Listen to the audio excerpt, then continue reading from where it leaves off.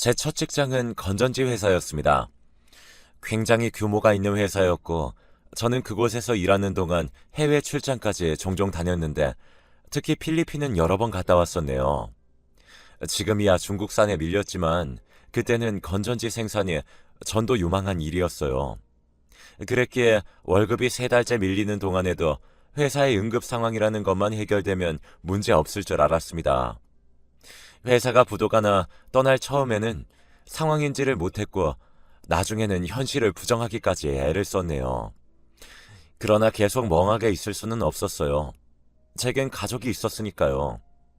일찍이 아버지와 친동생을 교통사고로 한꺼번에 잃은 탓인지 저는 가족이란 울타리에 대해 유독 애착을 가졌습니다. 모든 걸 해드려도 부족한 어머니, 저같이 부족한 놈을 받아준 소중한 아내, 그리고 2번의 유산 끝에 얻은 귀한 아들은 이 세상을 다 준다고 해도 바꿀 수 없는 존재들이었죠.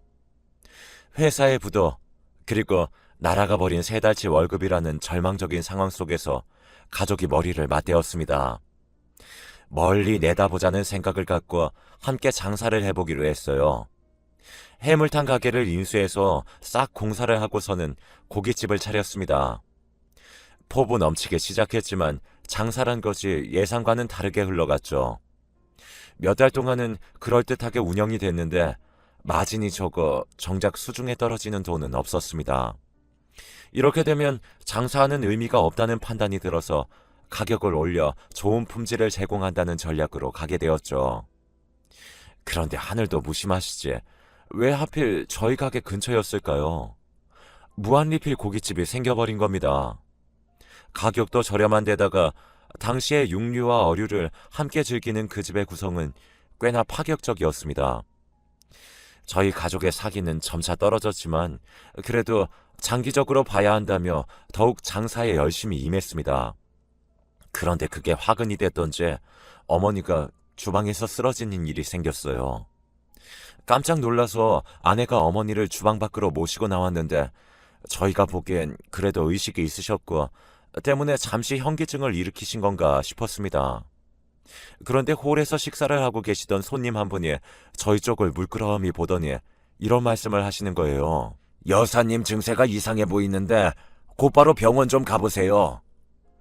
대뜸 큰 소리로 그러시는 것에 불안해진 제가 어머니를 모시고 가게 근처 의원으로 갔습니다. 막 점심시간 휴식 직전이라 환자가 없어서 바로 진료를 받으러 들어갔는데 당장 큰 병원에 가라는 말을 들었습니다. 저는 순간 소름이 돋아서 그 길로 급하게 대학병원으로 향했습니다. 어머니께서는 병원 앞에 딱 차를 세우자마자 의식을 잃으셨어요. 그때 저는 시동을 껐는지 안 껐는지 그런 걸 따질 겨를도 없이 무작정 조수석에서 축 늘어진 어머니를 끌어내서 안아들고 응급실로 달려갔습니다. 저희를 보고서는 의료진들이 막 다가오는데 상황 자체가 안 믿기니까 차라리 꿈처럼 느껴지더라고요. 혈관이 거의 다 막혀있는 상태였고 조금만 더 늦었어도 큰일 날 뻔했다고 했습니다. 선뜻 의사의 말을 이해하지 못했죠. 예? 큰일 날 뻔했다니 그게 무슨 말씀이시죠? 30분만 늦게 오셨어도 어머님께선 돌아가셨을 겁니다. 그 얘기를 듣자마자 다리에 힘이 풀려 병원 바닥에 주저앉았던 기억이 납니다. 뇌졸중이라는 거예요. 그 전에 들어는 봤어도 주변에서 경우를 본 적은 없었어요. 그래서 더욱 후유증이 낯설고 무서웠던 것 같습니다. 간발의 차로 목숨을 건지신 어머니는 금세 의식을 차렸지만 몇 달간은 저와 대화도 못하실 정도로 말씀을 어눌하게 하셨습니다. 가게는 계약 만료를 한 달 앞두고 건물주로부터 나가달란 통보를 받게 되었어요. 분명 몇 주 전만 해도 오래오래 있어달라고 말했었건만 간사하게 입장을 바꾼 건물주 때문에 권리금 한 푼 못 건져보고 보증금만 달랑 돌려받은 채 쫓겨났습니다. 수천만 원에 이르는 초기 비용은 보증금으로 메울 수 없는 금액이었습니다. 장사 준비 기간까지 합쳐서 근 3년이 허상으로 날아가게 되었습니다. 회사의 부도부터 창업 실패까지 빚의 연속이었죠. 원체 허약한 몸을 이끌면서 함께 노력해줬던 아내에게도 뭐라 말할 수 없을 만큼 미안했습니다. 최악의 상황이었지만 절망하고 있을 수만은 없었어요. 저희에겐 눈에 넣어도 아프지 않을 어린 아들이 있었기에 다시 나가야 했습니다. 작아진 신세에 맞춰 시내에서 떨어진 동네로 이사를 가게 되었던 그때 제 나이 딱 40이었어요. 일반 사무직으로 들어갈 수 있을 리가 만무했죠. 지방이라서 당시 일자리가 풍부하지도 않았어요. 저는 한 막걸리 회사로 들어가게 되었는데 도시 외곽에 큰 부지에 있는 곳이라 이사간 집과 가까워서 알아본 것이 계기였죠. 지역 특색을 입힌 막걸리는 그 동네에서 모르는 사람이 없는 특산품 비슷한 것이었습니다. 저는 생산 라인에서 일하게 되었는데 사실상 공장이었습니다. 입사 직후에는 무조건 3교대 의무라는 조항이 힘들었으나 어떻게든 적응해 나갔죠. 새로운 출발을 위해서는 이 정도의 시련은 있는 법이라면서 말이죠. 그러나 그 회사의 사장을 보면서부터 격이 다른 힘듦을 느끼게 되었습니다. 사장은 생산 파트에 지독히도 간섭을 해댔어요. 어떤 시정을 지시하면 그것에 그치지 않고 꼭 몇 번에 걸쳐 시정 보고를 따로 하게 시켰죠. 이게 얼마나 사람 피말리는 과정이었는지 모릅니다. 그런데 이것만이었다면 저는 참고 견디는 것을 그렇게 어려워하진 않았을 겁니다. 불행하게도 어떤 계기가 생기고 말았는데 회사 뒤편에서 키우던 큰 개 때문이었어요. 사무실 과장이라는 놈이 오다 가다 하면서 자꾸 그 개를 발로 차곤 했습니다. 죄 없는 개가 짧은 목줄에 묶여서 발길질을 당하는 것이 불쌍하기도 하고 그 행위가 영 못마땅했어요. 언제 한 번은 평소보다 세게 찼는지 개가 맞자마자 깽 소리를 내며 오줌을 지린 게 보였습니다. 그래서 제가 놀래서 보고는 인내심을 저버리고 과장한테 한마디를 하고 말았어요. 그 적당히 좀 하십시다. 말 못하는 짐승도 아픈 거 다 알고 다 느낍니다. 그랬더니 저보고 개 주인이라도 되냐며 비꼬는 겁니다. 그 말에 저는 상대할 가치도 못 느껴서 그냥 무시했죠. 그런데 그 이후로 희한하게 자꾸 제가 잔업에 걸렸습니다. 그곳에선 잔업이 수당으로 이어지는 게 아니라 그냥 돌아가면서 의무적으로 한 번씩 하는 것이었어요. 보통 3주에 한 번꼴로 왔다면 저는 한 주에 한 번이었습니다. 그러니 부당하고도 이상했죠. 곧 이유를 알게 되었는데 사무실 과장이 바로 사장의 친조카였던 겁니다. 과장이 아무리 악마짓을 해도 아무도 제재하거나 뒷말조차 안 하는 이유가 있었던 거죠. 치졸한 보복에 너무 괴로웠어요.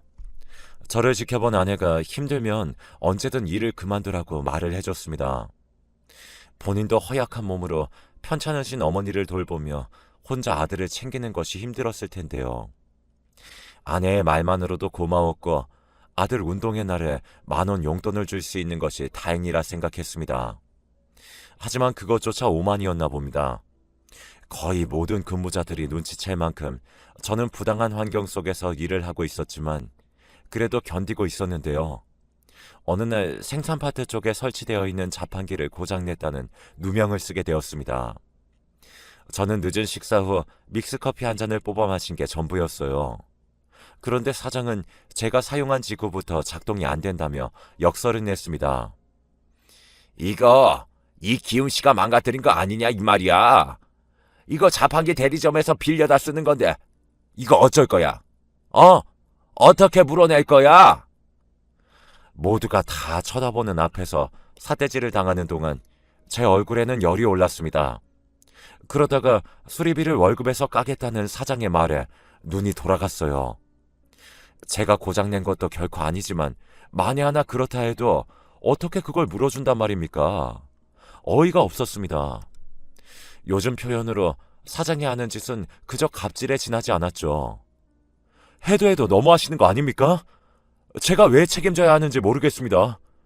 사장님께서 합리적인 이유로 이러신다는 생각도 안 듭니다. 그럼 내가 괜히 이런다는 건가? 사람 우습게 만드는 것도 아니고 꼬우면 그만두시든가 안 나오면 될 거 아니야. 사장은 저보고 자리를 비우라고 했습니다. 반발할까 하다가 그만뒀어요. 그래, 여기까지인가 보다 싶었거든요. 뻔뻔하기 짝이 없는 사장과 무능력하고 뒷말이나 매일 퍼나르는 과장을 더 이상 보지 않아도 된다는 것이 미안이기도 했죠. 그런 저에게 하늘은 또다시 무심했습니다. 어찌 순서가 그리 되었을까요? 그래서 사람 인생이 살아가는 것이 쉽지 않은 것 같습니다. 다름 아니라 제 아내 일이었어요. 그 무렵에 소화가 안 되는지 배가 자주 아프다고 했었던 아내는 제가 사장의 갑질에 당하고 있을 때 구급차에 실려가고 있었습니다. 극심한 복통 때문이었는데 초음파 결과 자궁에 커다란 물혹이 원인이라고 했습니다. 예전에 출산 이후 자궁이 약해져서 둘째는 어렵다는 말만 들었었지 이런 경우에 대한 건 전혀 예상 밖이었죠. 일을 때려치우고 회사를 벗어난 제가 들은 첫 마디가 그것이었습니다. 아내가 바로 수술해야 하는 상태라는 얘기였죠. 게다가 그 상황에 많이 놀라셨는지 어머니는 발 쪽에 급성 마비 증세가 왔어요. 이것도 뇌졸중의 후유증이라고 하더군요. 결혼한 이후로는 입에 댈 생각도 안 해본 담배가 그날 얼마나 절실하게 당기던지요. 씩씩하게 혼자 가방을 챙기고 숙제를 점검하는 아들의 모습을 보면서 그 악마와도 같은 달콤한 유혹을 참았습니다. 대신 진짜 악마에게로 가서 빌어볼 다짐을 먹었죠. 제 가족을 위해서라면 굴욕쯤은 아무것도 아니었죠. 자존심이 밥 먹여주지 않으니까요. 무작정 사장실을 찾아가 정중하게 인사를 드리고 빌었어요. 제가 욱해서 그런 것이니 한 번만 용서해달라고 말입니다. 그랬더니 사장이 그러는 겁니다. 태도가 영 불성실하고 간절함이 부족해 보여서 안 되겠다고요.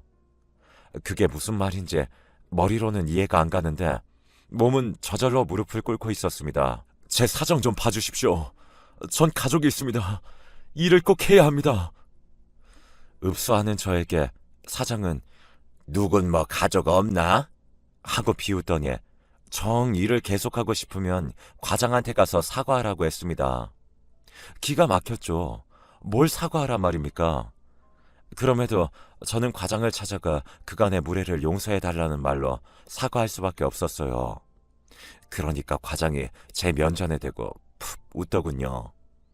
진짜 분노로 손이 덜덜 떨렸지만 참아냈습니다. 저는 벌이를 멈출 수 없는 상황이었고 단 하루의 무직 상태도 용납할 수 없었기에 이직 같은 건 그때 생각도 못 해봤어요. 그저 악바리로 자리를 이어나갔습니다. 다른 사람들이 2교대로 전환될 때 저는 계속 3교대 유지였어요. 못 그만두는 제 처지를 한 그들의 악랄함이었죠. 하루는 제 아들이 아빠는 왜 계속 3교대냐고 묻는데 할 말이 없었습니다. 솔직히 말해서 아들이 3교대라는 단어를 아는 것조차 싫었어요. 못난 아빠를 닮지 않아 똑똑한 저희 아들이 이런 세상을 몰랐으면 하는 마음까지 들었습니다. 회사에서는 사장이며 과장이 저를 우습게 보니 자연스레 다른 사람들도 저를 업신여기는 분위기였습니다. 그도 그럴 것이 사장은 저희 지역의 유지이기도 했기 때문입니다. 회사 근방에 유명한 국밥집이 있었는데 거기서 경찰들과 사장이 같이 밥 먹는 것은 자주 목격되는 장면이었어요. 특히 동네 파출소장과는 호영호재하는 관계였습니다. 그들이 노가리를 까며 회사에 들를 때마다 저는 마주치지 않기만을 바랐어요. 저를 보면 사장은 으스대며 사람을 바보로 만들곤 했기 때문입니다. 아, 이계훈 씨, 그 인사 좀 하고 가지. 차렷! 경례! 어쩔 수 없이 마주쳤을 때 사장이 그렇게 외치면 저는 유쾌한 척 연기하며 파출소장에게 차렷 경례를 할 수밖에 없었습니다. 그러면 그들이 막 웃었습니다. 제가 속으로 얼마나 모멸감을 느꼈는지 모릅니다. 하지만 참아낼 수 없는 정도는 아니었어요. 회사에서 아무리 힘든 일이 있어도 학교에서 싸움을 했다는 아들의 소식보다 타격이 크진 않았으니까요. 벌써 3번이나 학교에서 주먹 다짐을 했다는 얘기가 들려왔을 때 정말 가슴이 찢어지는 것만 같았습니다. 가뜩이나 어머니와 아내도 건강이 안 좋은데 아들까지 사고를 치다니요. 심지어 왜 싸우고 다녔는지 말도 안 해줬습니다. 아들은 제가 엄하게 다그치는 것에도 끝까지 입을 다물고 말을 하지 않았어요.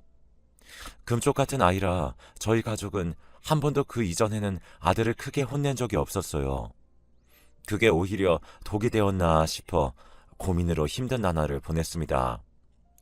중학생 사춘기를 잘못 겪고 이대로 아들이 엇나갈까봐 두려워져서 그때 처음으로 많이 혼냈습니다. 그러면서 내심 미안하기도 했죠. 제가 못났기 때문에 아들의 미래에 자꾸 기대는 것 같았거든요. 중학교에 입학하면서 자기 꿈은 사자 직업이라고 했던 아들입니다. 저희 어머니가 늘 사자 직업이 최고라고 말씀하시곤 했는데 아들이 그 말을 진지하게 귀담아 들었던 것입니다. 그럼 의사를 할 거냐고 하니까 좋다고 대답했던 아들. 저는 그런 아들을 위해 못할 것이 없었어요. 아내의 수술은 성공적이었다지만 장기적으로 치료가 필요했고 저는 후유증을 남기지 않으려면 제가 열심히 했습니다. 그러니 저는 일을 멈출 수가 없었어요. 기우였던 것인지 아들은 더 이상 사고를 치지 않고 학업에 집중하는 모습을 보였죠. 천만다행이었어요. 저는 힘든 회사 생활로 결국 스트레스성 위험을 얻게 된 상황에서도 돈은 계속 벌었습니다. 너무 지독한 그 환경을 몇 년 더 버텼지만 저는 타의로 회사를 그만뒀어요. 퇴사 압박이 있었기 때문입니다. 그런 곳에서 제 스스로 그만둔 것이 아니라 사실상 잘렸다는 사실에 깊은 자괴감을 느꼈습니다. 받아야 할 수당은 누락된 채 퇴직금만 받았습니다. 수당을 주지 않기 위해 별 시덥잖은 명목으로 핑계를 대는 것에 저는 완전히 질려버렸습니다. 그리고 힘든 기억으로 남은 그 동네를 떠나 아예 다른 지역으로 이사를 갔습니다. 아들이 고등학생이었기에 전학 부분이 마음에 걸렸는데 오히려 나서서 이사를 가자고 말해주더군요. 아예 훌훌 털어버리고 새 출발하고 싶은 제 마음을 알아주는 것만 같아서 얼마나 고맙고 기특했던지요. 새로운 곳에서 재취업을 위해 고군분투하던 저는 한 수입 맥주 회사에 입사했습니다. 작은 자리였지만 양심을 다해 최선으로 일했습니다. 그것이 받아들여졌는지 1년 후에는 과장이 되었어요. 사람은 자신을 인정해주는 곳에서 가장 큰 효율을 발휘하는 법이죠. 저는 그곳에서 모든 능력을 발휘하였다고 자부할 수 있습니다. 정년 퇴직을 할 때에는 부장이었어요. 그리고 저의 자랑인 제 똑똑한 아들은 정말로 사자 직업을 갖게 되었습니다. 의사는 아니었어요. 아들이 졸업한 모든 학교에 현수막이 걸릴 정도라면 더 대단한 일이었어야죠. 바로 검사가 되었습니다. 집안에서 법조인이 나왔다는 사실은 곱씹을수록 신기했어요. 정식 발령 후에 지금까지 뒷바라지 해주셔서 감사하다고 저희 부부를 향해 절을 올리는 그 모습을 보고 나서야 아들이 오랫도록 공부에 매달렸던 장면들이 스쳐가며 제대로 실감이 났습니다. 방문 요양으로도 케어가 어려워져서 집 근처 시설에 들어가시게 된 어머니께서도 그곳 직업분들이 알려주시기를 손주가 검사가 됐다며 그 시기에 날마다 노래를 부르셨다고 합니다. 이렇게 효도하게 된 저희 아들이 발령이 난 곳은 공교롭게도 저희가 떠나온 그 동네였어요. 그리고 시간이 흘렀을 때 저는 상상하지 못한 이야기를 전해 듣게 되었죠. 퇴직 후에도 연락을 이어오던 맥주 회사의 후임 팀장과 통화하던 와중이었습니다. 그쪽에 전통 막걸리 회사 있잖아요. 최근에 아주 난리라던데요. 형님 예전에 거기서 일하셨다고 하신 것 같아서 생각나더라고요. 그 말을 듣고선 번뜩 정신이 들었죠. 악몽이었던 그곳의 소식을 듣게 된 건 그만큼 의외였습니다. 후임이 동종업이다 보니 건너 듣게 됐다는 것은 그 막걸리 회사가 이번에 잘못 걸려서 완전히 털리고 있다는 내용이었어요. 선뜻 믿어지지 않았죠. 거기가 어떤 곳인데요? 제가 몸담아 봤기 때문에 잘 알았습니다. 몇 년 전부터 사장의 친아들이 대표직을 맡고 있었고 옛날보다 회사의 몸집을 더 키운 데다가 아직도 혈연, 지연, 학연 다 끌어모아 그 지역에서 떵떵거리고 있다는 건 익히 들어온 바죠. 난리가 나 봤자야. 거긴 경찰도 못 건드려. 내가 알아. 아마 경찰도 꼼짝 못할 거예요. 찍소리도 못한다나 그런가 봐요. 대체 뭔 소리야 그게. 제가 뭐 듣기로는 검사가 직접 나서는 바람에 거기서 못 빠져나갈 거라는 것 같았어요. 뭔가 이상했습니다. 검사가 나서다뇨. 설마 싶은 생각이 먼저 들었습니다. 아닐 거라고 여기면서도 그 막걸리 회사의 소식에 촉각을 곤두세웠어요. 제 기억 속에 그곳은 거대하고도 거대했기 때문에 큰 위기에 처한 그림과는 매치가 안 됐습니다. 그런데 얼마 후 다시 접하게 된 소식에 정말 놀라웠습니다. 세금 탈루와 공금 횡령으로 회사가 조사를 받게 되자 그 사실에 충격받은 대표의 아버지가 뇌졸중으로 쓰러졌다는 겁니다. 저에게 갑질을 행했던 바로 그 사장 말입니다. 그리고 회사의 이사가 불법을 자행한 주범으로 지목되었다고 했습니다. 이사가 누구인가 하니 저를 괴롭혔던 사장의 조카였습니다. 아니, 살다 보니 어떻게 이런 일이 생길 수가 있나 싶었죠. 아들과 모처럼 둘만의 자리를 가지게 되었을 때 자연스럽게 제 머릿속은 그 일로 가득 차 있었어요. 고깃집에서 아들이 막걸리를 주문하길래 제가 손사래를 쳤습니다. 저는 그 막걸리 회사 이후로는 막걸리 자체에 치를 떨게 되어서 절대 마시지 않거든요.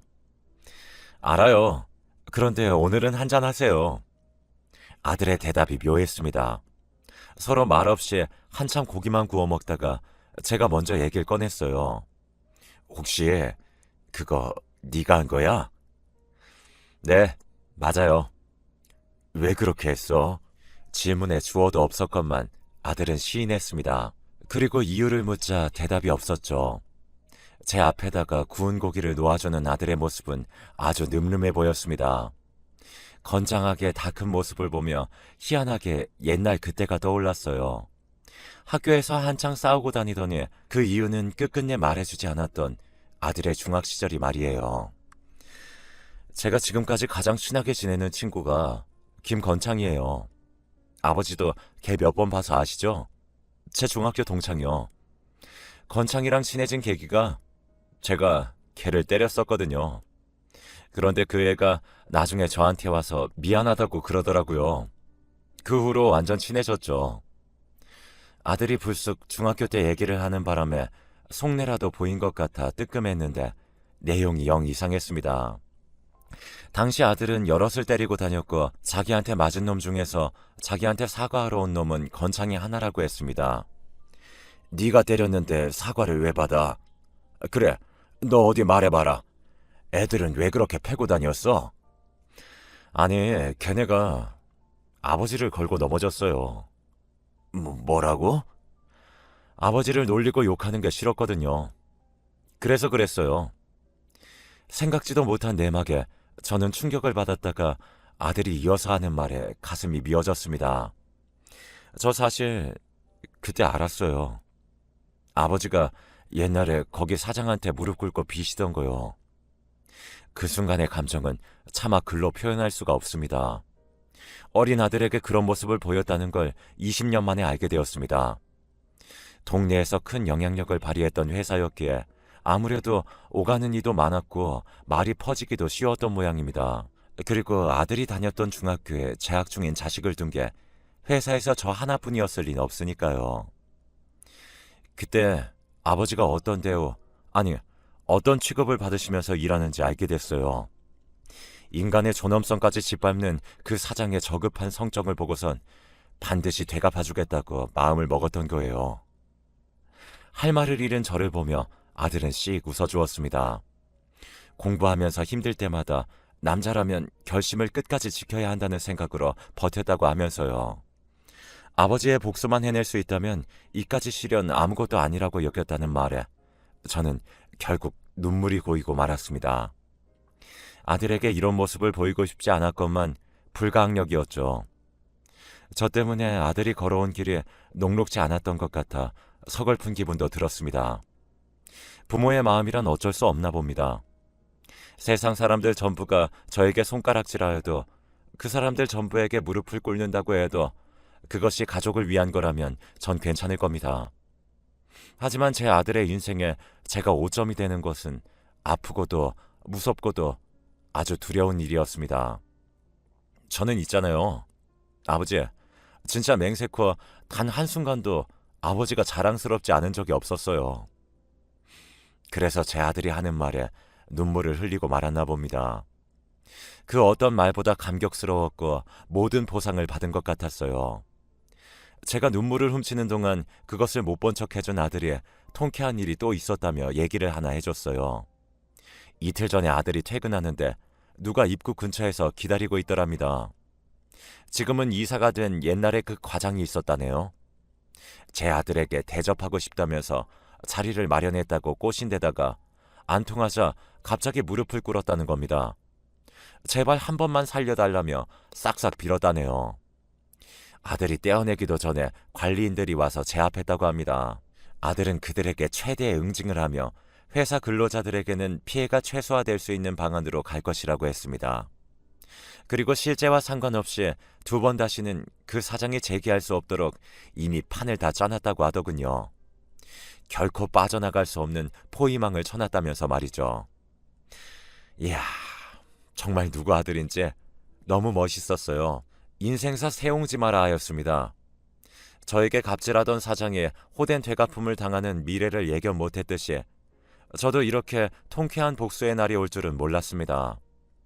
괜찮다고 가끔은 저 스스로를 속이기도 했지만 진실로는 왜 한이 되지 않았겠습니까?